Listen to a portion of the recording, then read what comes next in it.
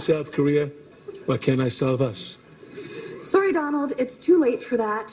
I know you don't believe in climate change, but a storm's a-coming, baby.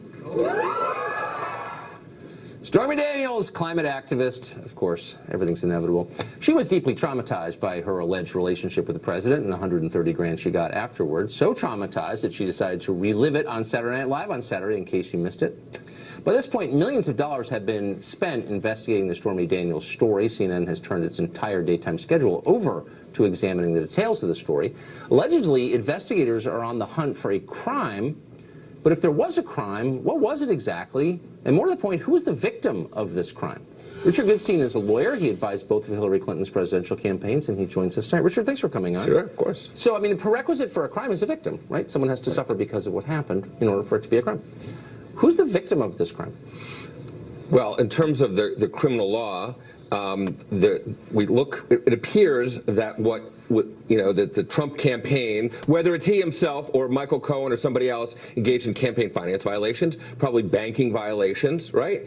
So when you basically make a contribution, the notion that this was done to resolve a family issue is preposterous. This affair happened in 2006. To say, and then all these women came out of the woodwork. Let me finish one thing. All these women came out of the woodwork, and he admitted to grabbing people by the genitals, and to say that somehow only then, in a week or two before the election, that this was needed to spare her, Donald Trump's family the trauma of having to open up to what happened between him and Stormy Daniels. It's preposterous.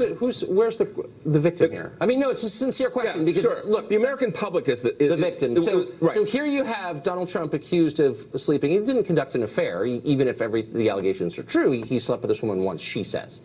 So if that happened, of course, and she got paid, according to her, 130 grand for that, which is kind of a lot, for that. So is she the victim, do you think? Yeah. I mean, she and her lawyer going on television aggrieved.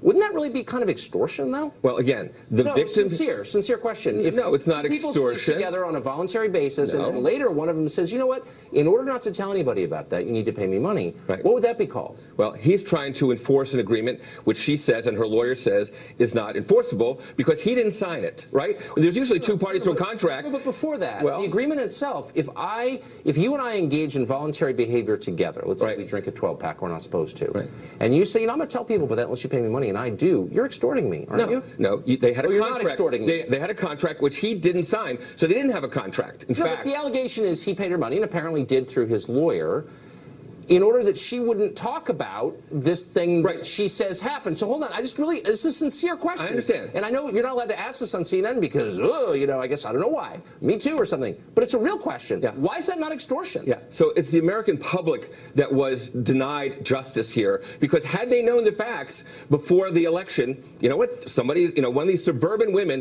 who seem to be peeling away from Donald Trump in real time, they may have actually changed their really judgment. quick, because I want to take what you're saying seriously. Yes, of course, please do. Finding it to stifle the laughter. Right. Yeah. Describe the voter who voted for Trump in November of 2016, who would have been shocked to learn that he'd had a one-day relationship with a pornographic actress and paid her not to talk about it. 1 month after his wife had given birth, and that he paid $130,000 to cover up.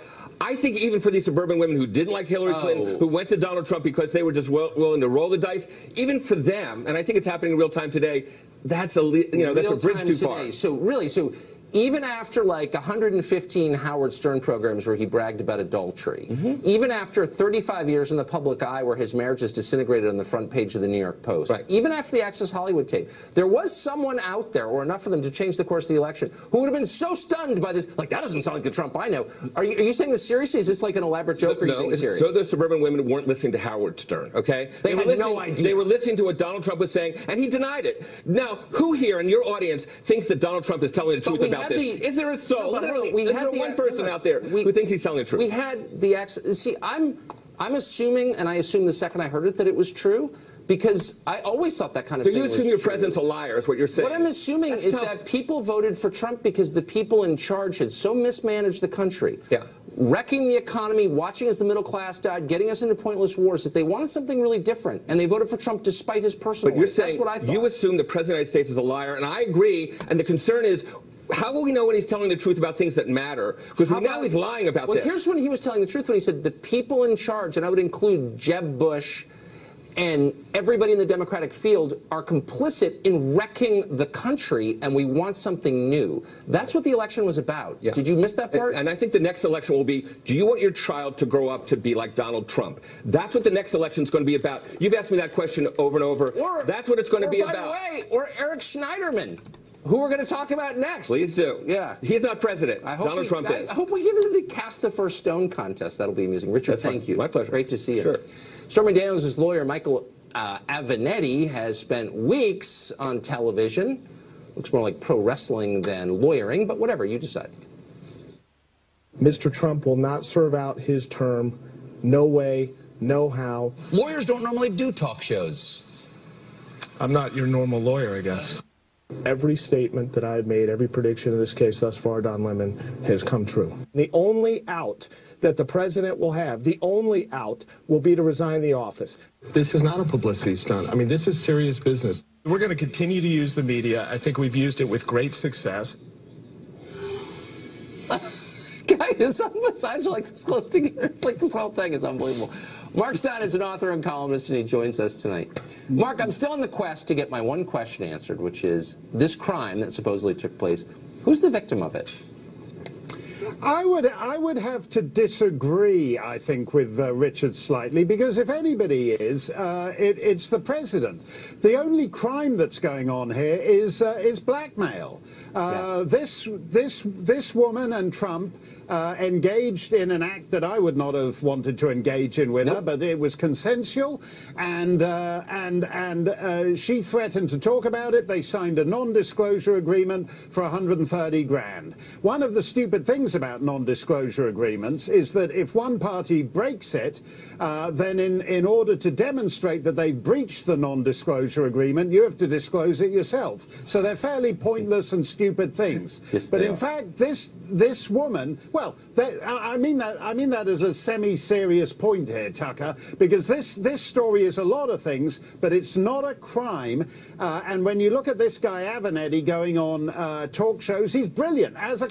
He plays a good sleazy bum shyster lawyer on TV, but he doesn't actually have a case in the courtroom, because the only people who are committing any crime here are the two shakedown artists, which is Stormy and her lawyer.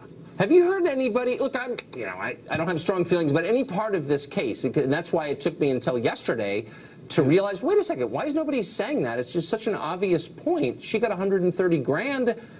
Why does that make her a hero? That doesn't seem like the kind of behavior that we would be in favor of. Well, one of she's an aging porn star, which is not a good thing to be. I haven't seen any of her motion picture roles, but on Saturday Night Live, when she delivered that line that porn stars aren't known for their acting, she actually delivered it totally woodenly, so that even by porn star standards, she seemed to be a fairly wooden actress. And I think she yes, it is.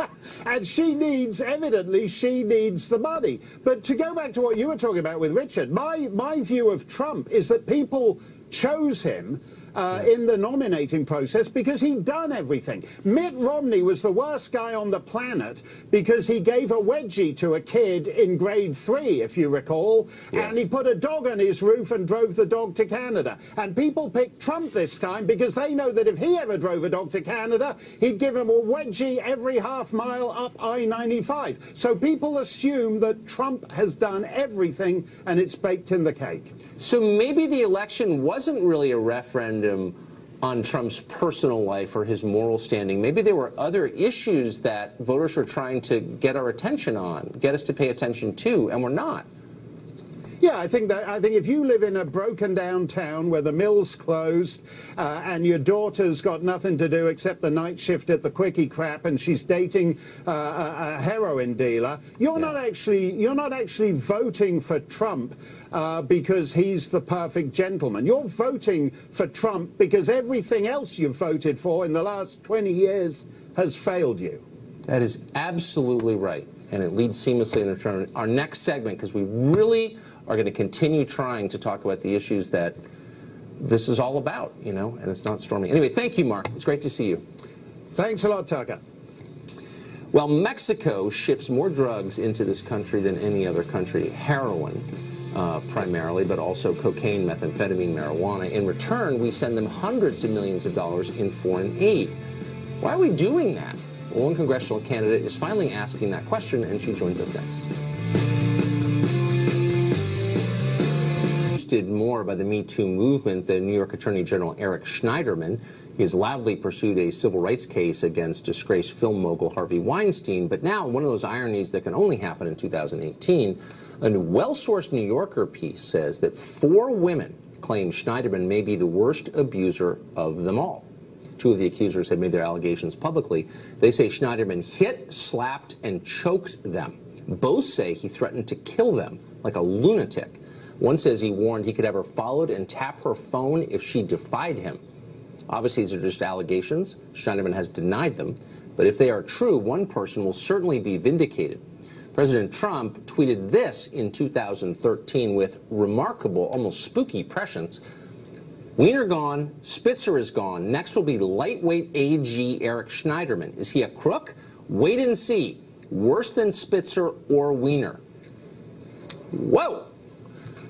Either he's amazingly lucky on Twitter, or you should ask the president what numbers to pick in Lotto tomorrow.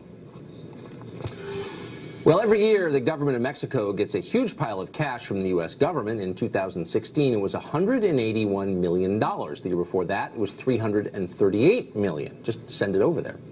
What do we get in return for that money? Well, Mexico hasn't done anything to stop illegal immigration. Actually, they abet it. But that's not the only problem with Mexico. Mexico is the biggest source of heroin brought into the United States. It's driving an epidemic that is killing tens of thousands every year. It's also a massive supplier of methamphetamine, cocaine, and every narcotic you can imagine. Why are we subsidizing this? Christina Hagan is an Ohio State representative making a run for Congress. She wants to know what the point of our foreign aid to Mexico is, considering the drug crisis and their role in it. Christina Hagan joins us tonight.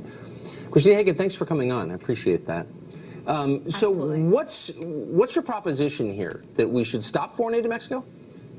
I think that we're in a position, especially in Ohio, where the opioid and heroin epidemic has completely overwhelmed our communities.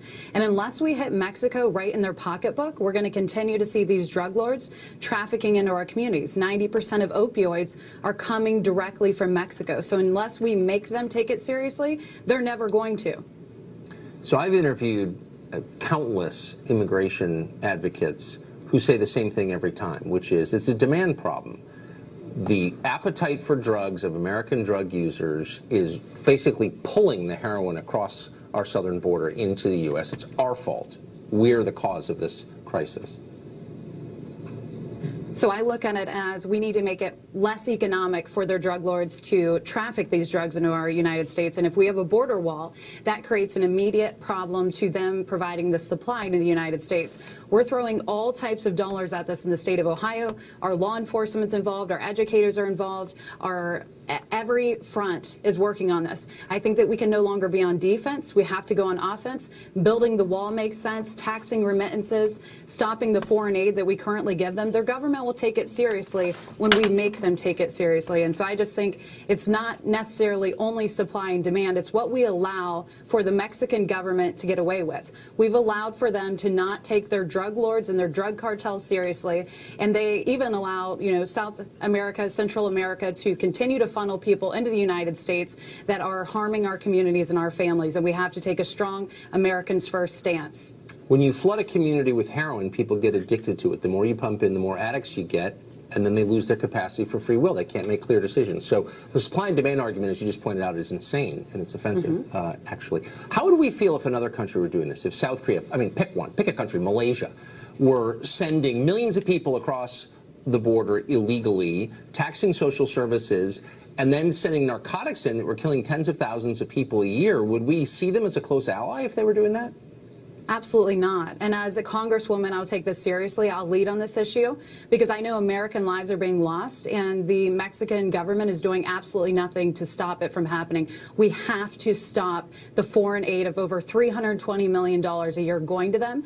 The fact that their communities and their economy is thriving because they have legal and illegal immigrants coming to the United States and setting up an economic basis to provide for their families while our families are being crushed by opioid abuse. tells me we need to take this seriously. We need to be tough on them. We need to tax remittances, and we need to stop all